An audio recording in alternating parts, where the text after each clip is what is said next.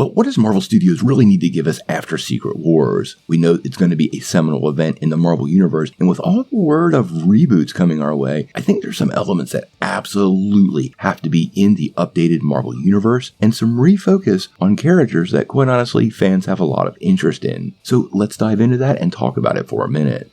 Well, we've been getting tons of reports that after Secret Wars finally drops, we're going to get a quite different look in the MCU. What we are hearing is a soft reboot is headed our way, which will see some of the characters that have disappeared from the current MCU once again make a return. Now, this is very likely a really smart move for Marvel Studios, and will allow them to give it a soft reboot, a fresh coat of paint, and move forward with some of those characters that people really want to see reintegrated into a new world without any baggage. Now, this world comes with a couple of big requirements, which include reintegrating some characters that have exited the MCU, a brand new look for New York City, and some of those new properties that are coming our way, well, they all will be front and center. I think the first thing that's going to happen is some recastings, and these recastings are going to focus on a lot of our fallen heroes. I absolutely believe that Robert Downey Jr. and Chris Evans will be recast, and that the Steve Rogers version of Captain America, as well as Iron Man, will once again be part of the MCU. I think this post-Secret Wars world will also see the return of Natasha Romanoff, aka the Black Widow, and most importantly, the return of the King of Wakanda, the Black Panther.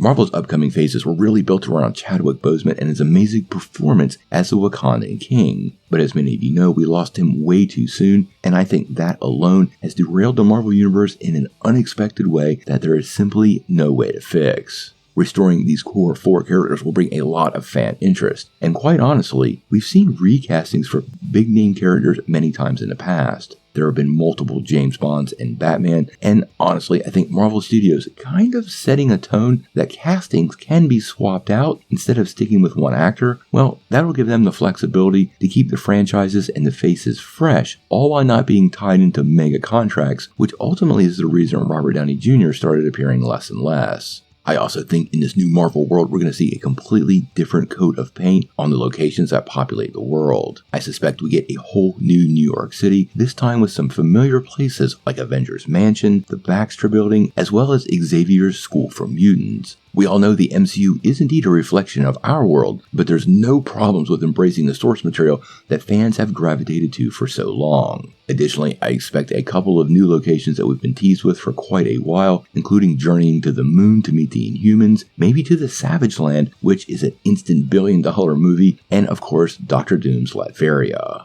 The final big thing that Marvel needs to do when they reboot the MCU after Secret Wars is integrating a lot of the existing characters back into this new universe. Now, we just talked about recasting some of these roles, but there have been a lot of new faces that have popped up, as well as teams that are about to be introduced. So let's take a couple minutes to break down where post-Secret Wars MCU is likely to go with all of these people. Let's start with Spider-Man. It appears to me Spider-Man and Tom Holland will definitely live on in the MCU and more than likely will be front and center. You can't have a Marvel world without Spider-Man, so there's no real chance he's going away, and it looks like the deal between Sony and Marvel is a bit better than before. There are multiple rumors suggesting that most of Sony's Spider-Verse, the SSU, could be incorporated into this rebooted MCU. This means a lot of those single, one-off movies that Sony is producing like Kraven or Madam Web will indeed somehow work into the future of the MCU. This is a pretty good deal for Sony and allows Marvel to play with some of these other characters, but I do think it could be dangerous for Marvel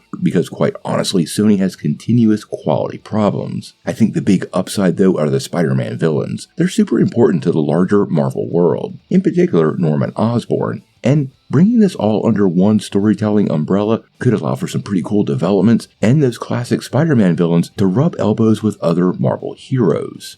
Now, besides Spider-Man, there is the case of all these new heroes. Phase 4 has been all about introducing a ton of new characters, so where do they end up? Over the last couple of years, we've got to know Kate Bishop, Stature, Miss Marvel, Moon Knight, Werewolf by Night, Shang-Chi. All of these people need a place. So what happens if the OG Avengers return? Well, I actually believe in the new post-Secret Wars MCU, we're going to see a lot of new teams. Many of these new characters will probably end up on the Young Avengers or the Champions, depending on what direction Marvel decides to go.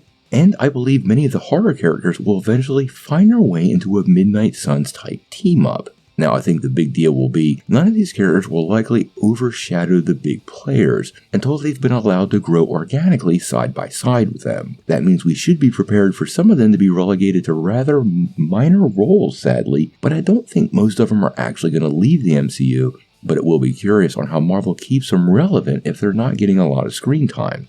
That's actually been a problem in Phase 4 and Phase 5.